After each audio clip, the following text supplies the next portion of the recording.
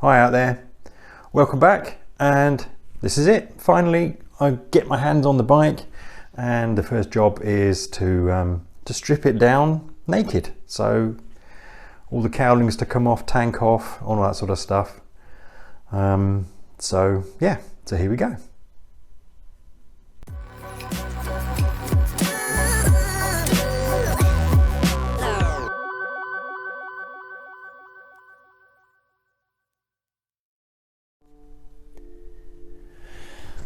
Righto,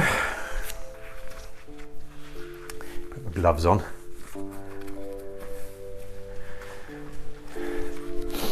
So the first thing I'm going to do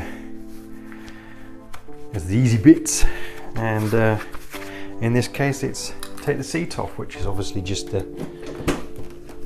key release, and the rear seat is held on by a couple of screws that we can't get to all of them at the moment because we have to take the rear cowling off. To get the rear cowling off, we have to take the side cowlings off, and that's always my first port of call. Seat off, and the side cowlings. Side cowlings are usually held on with Allen keys, but you never know after a million years. Got all sorts of screws in there, whether they be crossheads or flatheads or bolts or whatever.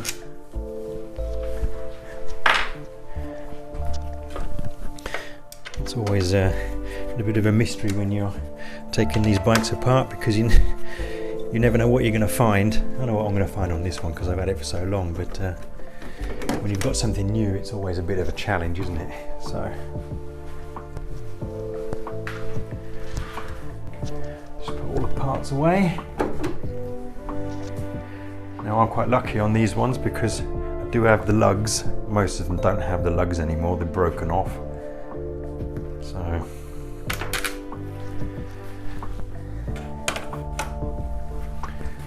So once that's off, you can see the release screws for the rear fairing. It says one each side, one here and one on the other side. In my case it's a crosshead screw, and just something I'd like to point out here. As with most of these Japanese bikes, everyone seems to think it's Phillips and wonder why they're all rounded off. So I'm going for my JIS, Japanese Industry Standard screwdriver. Amazon, cheap for a set, and they don't round off. So JIS, they are slightly different to Phillips. And no more rounded off bolts, or screws, sorry.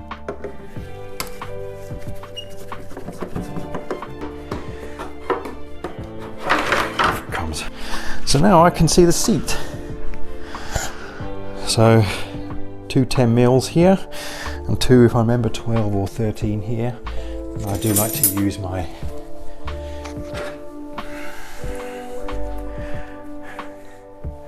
these sort of socket screwdriver things, just to break them off. On that one and that one, it was a, what is it, 12? Yep. This side and this side, just to break them off, and then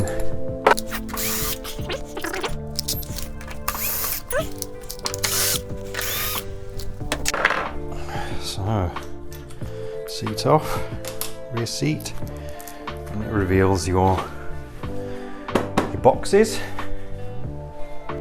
Oh, is there actually anything in here? I never really looked. No, there's nothing in there. So off they come. Just two screws. One, two, and they just slid into place. Put these in here, won't lose them.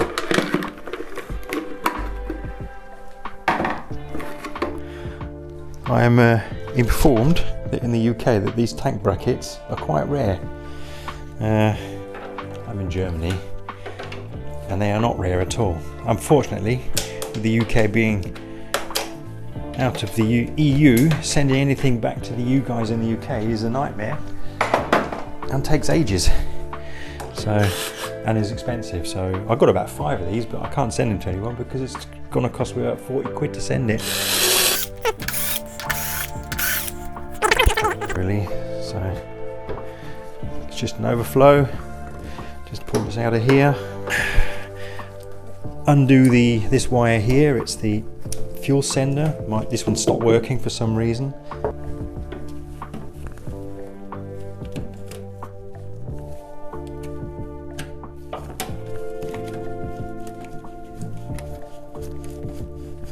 Two tubes, the main tube for the fuel and the vacuum pipe. So off it comes.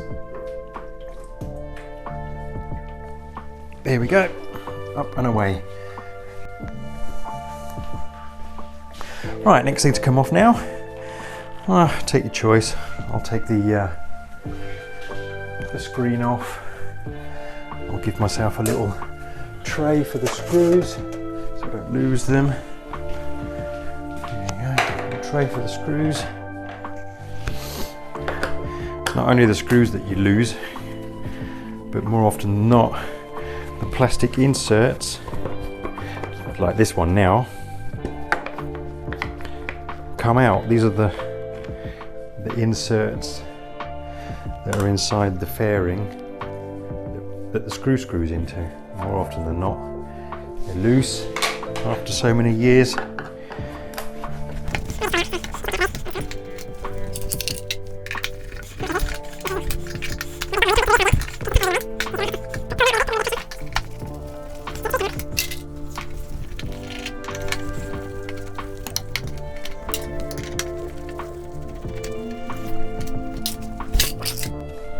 Nearly lost my screws there, look. So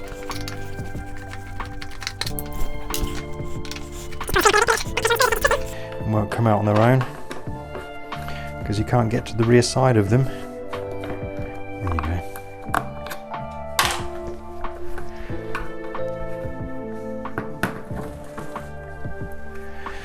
go. So next thing I'll take off now,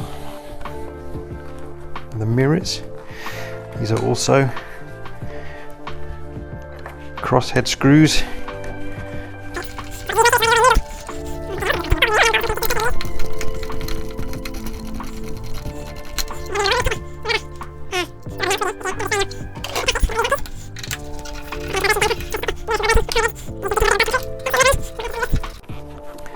So nothing really spectacular going on really at the moment, just there you go, mirrors off. I like to keep the gator on, that way I don't lose my screws. Now it's time for the main fairing, and I use a good old Allen key for that. In my case, I've got Allen bolts here. You have a front main fairing, a middle strut, and a lower fairing. This piece here, the black piece, is metal. That doesn't come off, that's not part of the fairing. That's like the mount for the water in the oil cooler. But whilst I'm around this side here, I'll undo all that one's tight. Good Lord. And if you're lucky, they'll come out. If you're not, they won't. This is your overflow reservoir for the coolant.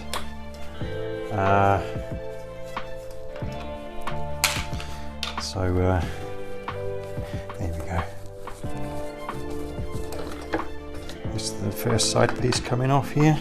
It's got like a real rubber boot here. What's that say on there? It's loose. Okay, so that's the other side. Yeah, it's all falling apart. I mean, this front cowling has taken a bit of a beating over the years. I painted it 13 years ago. Yeah, 13 years ago. And yeah, hasn't been off since then, but I did notice some nasty cracks, and well, yeah, the piece has just fallen off. So 2 10mm long bolts holding that reservoir bottle in.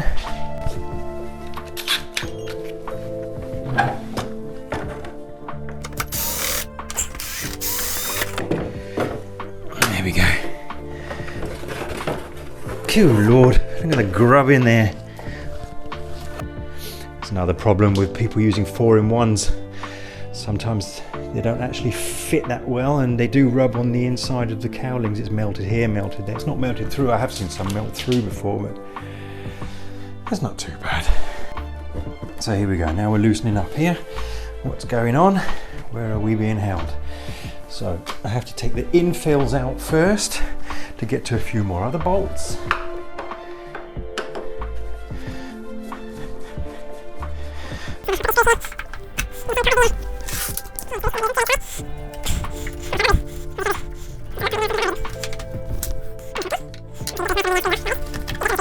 This just makes it a bit easier. So this is this infill here. Come on. Number 1. 3 screws.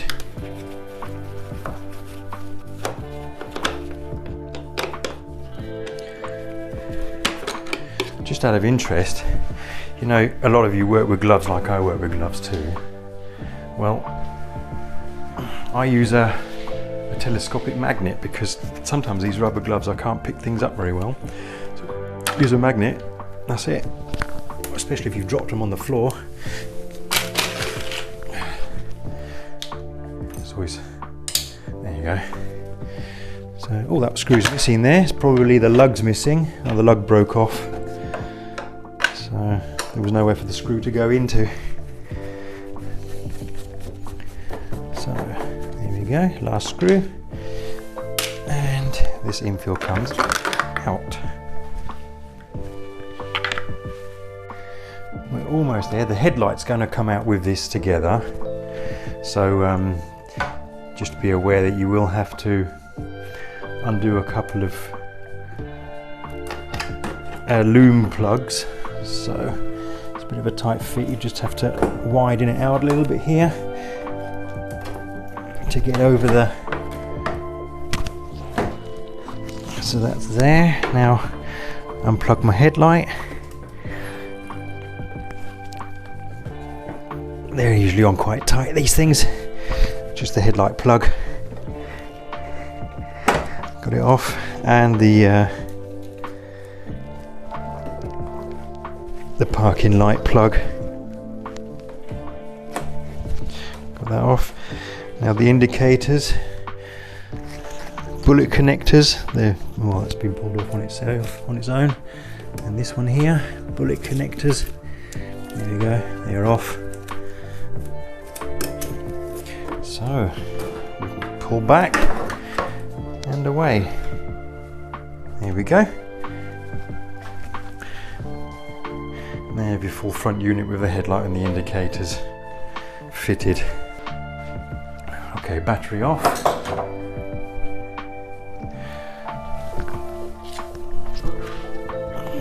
That's it.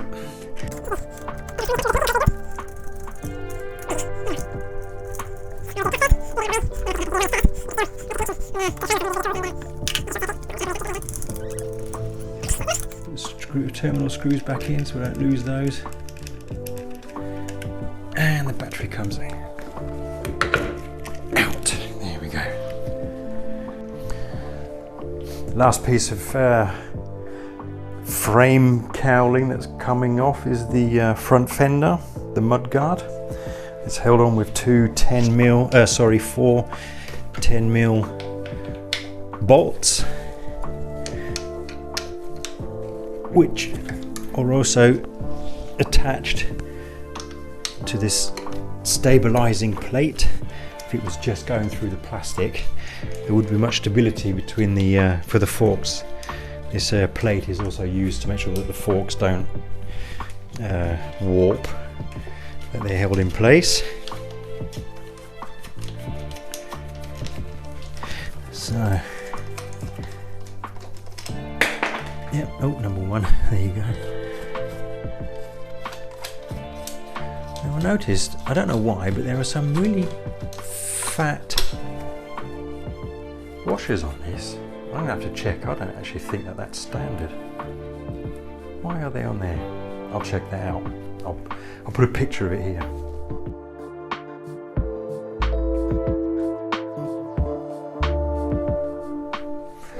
So either it is standard or it isn't, I don't know yet. But you will know by now. And I will now. And you can remove the plate. Like so. Don't forget to unplug the little plastic ring for the speedo drive. So that's that off. And that, as they say, is that as far as the outside cowling is concerned. You could do anything you want from here now on, so, but that's it. I'm going to leave it for here for today. This is my first installment of this video, getting it naked, not me, the bike. So any questions in the comments, or you need to know anything specific, just let me know and we'll get back to you. So thanks for listening to my waffle.